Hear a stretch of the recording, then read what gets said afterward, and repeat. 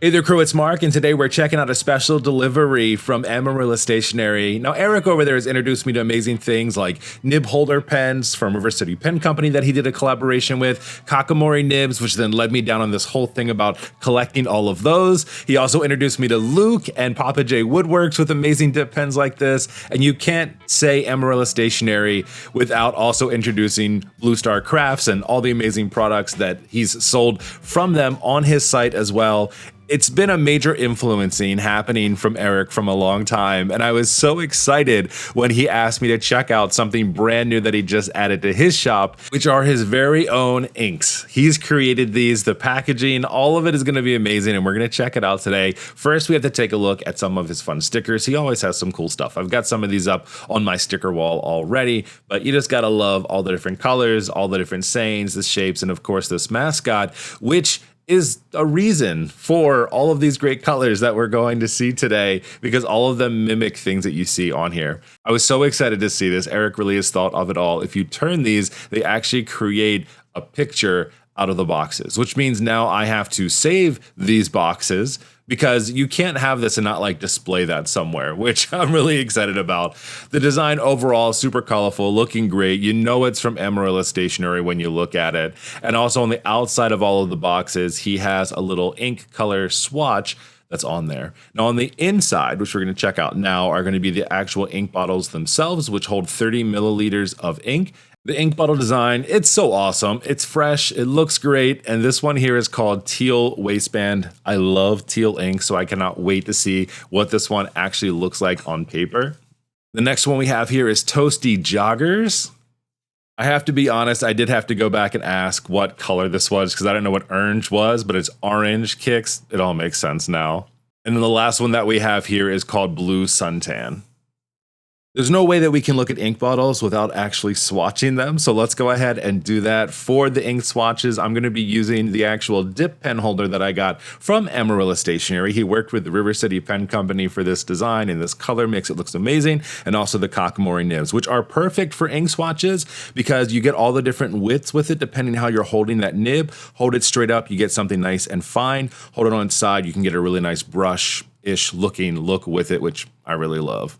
One of the things that I didn't mention is the cost of these inks. Each one of the ink bottles is going to be $18. The first color that we're going to take a look at today is going to be the Blue Suntan. So this description says that it is inspired by the vibrant personality of their globe mascot, and that this ink captures the essence of Amarillo's skin, beautiful dusty blue color with an interesting soft shading. I really am excited about shading inks right now, and if you're curious about what that might mean if you're new to inks, is that you get these like different levels of color blending that happen, almost like gradients inside of your ink colors. So as this one dries, we'll get a much better look at that. I think of all the different colors that I'm excited about, Teal Waistband is probably it. I am a huge fan of teal. I used to think that blue was my favorite color, but over the past probably year, I've realized that teal is my favorite color. So the description of this one is that this is inspired by the vibrant personality of their globe, specifically their equator belt that he has on. A serene yet commanding color. I think this is a perfect definition of teal, where you have this perfect balance of blue and green. I feel like often with a lot of inks, it usually kind of leans one way or the other. So it'll definitely be interesting to see what this looks like when we do a larger swatch here on the page. You know, are we going to get just like a solid color, or do they start to split out a little bit? That's the really exciting part about these inks. All right, the next color coming up is Toasty Joggers, which I think is probably my favorite name of all of the different colors that he has. This is going to be representative of the globe's pants, pretty much. The color is described as a toasty yellow-brown color with a hint of pink. What I always find interesting with the descriptions on these, I never see the hints of anything in the colors. It might just be me since I'm color deficient. Like, I definitely get the warm tones from this when I'm seeing it. It definitely looks more brown, you know, than yellow. Like, what does toasty yellow mean? I guess it means like brown yellow, right? I think it's a great color. It's definitely one of those colors that you can use in your journals and in your pens and feel really good about the color and using it. All right, the last color we're gonna check out is Orange Kicks. Now, I'm not gonna lie, I did not know orange meant orange when I first read it, even though I knew the color was that. It just didn't register in my brain, so I had to go back and ask Eric. I was like, how do you pronounce this? What is this exactly?